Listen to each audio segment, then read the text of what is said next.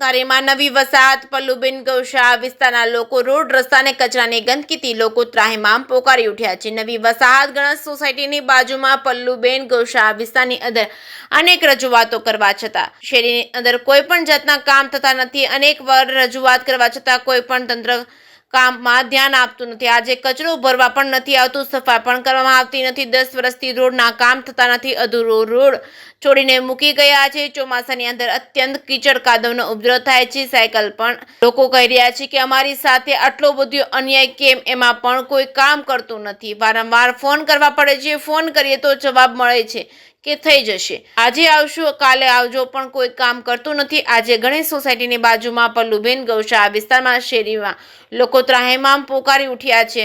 જે કેસ ગુજરાતી સાથે સંજય વાળા ધારી। મંજૂરી આપી છે પરંતુ રોડ પણ બનતો નથી અને કચરો પણ નાખી જાય છે બધા, છતાં ટ્રેક્ટરવાળા પણ ભરવા આવતા નથી અને કચરો બહુ જ બધા અહીંયા નાખી જાય, કોઈ ધ્યાન સરકારી દેતું નથી અને રોડ પણ અધૂરો છે, રોડ પણ બનતો નથી। કેટલા સમયથી હાલે છે? રેવા એવા ત્યાંથી 10 વર્ષથી આવું જ હાલે છે અહીંયા। કોઈ ધ્યાન દેતું નથી? નહીં, કોઈ ધ્યાન નથી દેતું। કોઈ ધ્યાન નથી દેતું આમાં? કેટલા સમયથી હાલે છે?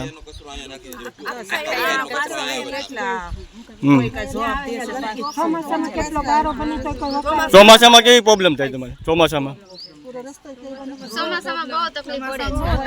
ચોમાસામાં તો પાણી ચારે હોય છે અને તોય છતાંય રોડ કે એવું કશું થતું નથી, એટલે ખાડા ભર્યા રહે છે ને અહીંયા બધા પડે છે।